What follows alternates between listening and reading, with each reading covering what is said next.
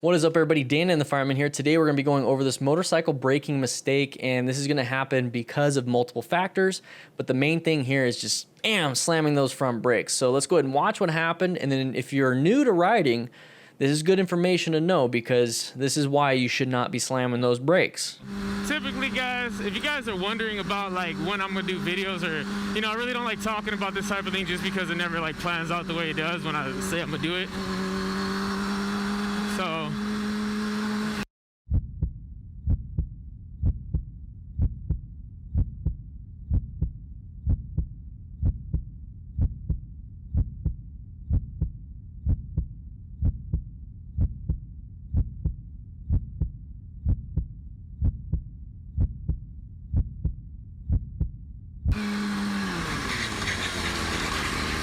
oh shit.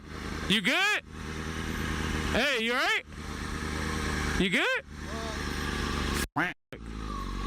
So I wanted to play it off right here and get a good image going right now, kind of get an idea of what's happening. We're going about 52 miles per hour. That's going to play in a little bit later. And then also we're kind of staggered good vision, okay? So moving forward just a little bit. In an area like this, I'm in orange stage. You got intersections everywhere. I don't know if somebody's going to turn left in front of us or anything like that. You have a bus right here. And when are they going to pull out? All these different things. Is somebody going to run across the street? So I'm in orange stage, and I'm actually going to ride a little bit slower than this and not try to keep up with my buddy up front and hope he's not going to try to have an ego and accelerate past, go super fast, and leave me behind. So it all depends on who you're riding with too. So right away, you see 35 miles per hour, we're going 55. So 20 over, it all depends on where you're at. It could be criminal speeding, it could be something, I don't know.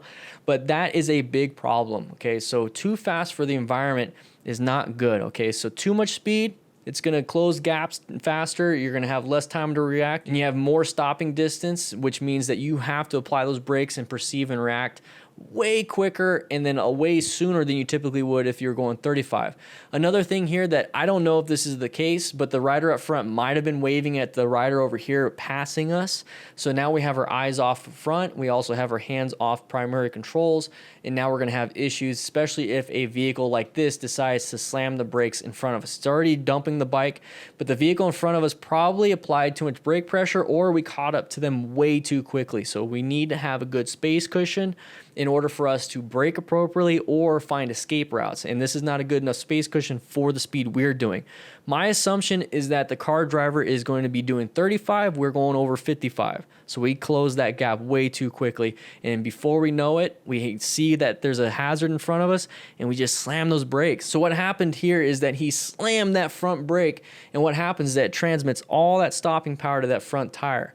Now, if there's not enough weight, which means friction on that tire, which means traction on that front tire, if there's not enough weight on it, it's just going to slide off the ground, okay? So what you have to do is put more and more and more weight on it with more and more brake pressure, more and more everything moving forward for you to actually stop. This is why you need to have progressive brake pressure. So moving forward, boom, dumps the bike, and you see the impact on that. So part of being a smart rider is that you're going to seek out these hazardous situations. You're going to practice and maintain your fundamental skills, but you're also going to acquire personal protective equipment when all else fails. And that's exactly what happened here. So the ankle right there is going to get hurt. Now, I don't know his full extent of his injuries, but I'm just going over mechanism of injury here, okay? So his ankle right there, now he's going to reach out with his hands. There's his left hand right there. So that's why you have motorcycle gloves. And then very hard impact to that shoulder. Easily break a collarbone, easily dislocate your AC joint, easily just break ribs. I mean, you're going to have so much issues, and then you're going to hit your head now.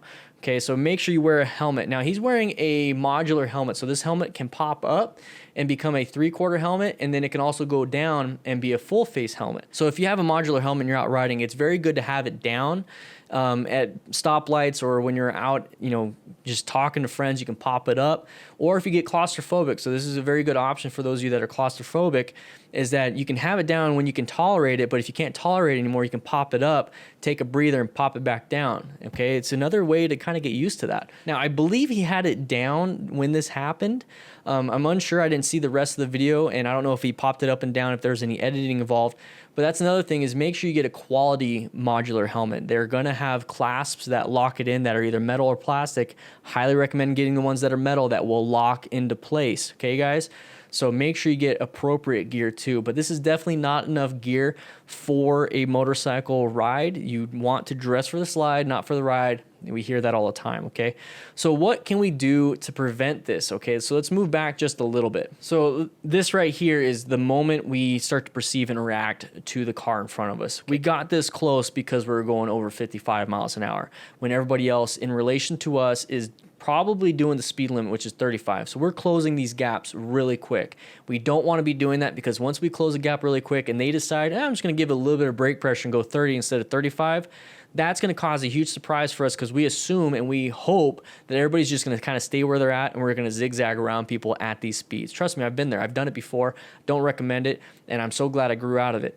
The thing is, we need to be safer. We need to do the speed limit. We need to ride within the abilities of the road, the conditions of the road, abilities of us, all these different things. We need to mold ourselves to what we're supposed to be doing, okay? If we want to ride safely from point A to point B, we shouldn't be doing this. If we want to ride recklessly or have an ego or adrenaline rush when we ride, take it to a track. Don't do it here. Take it to a track, have more fun there.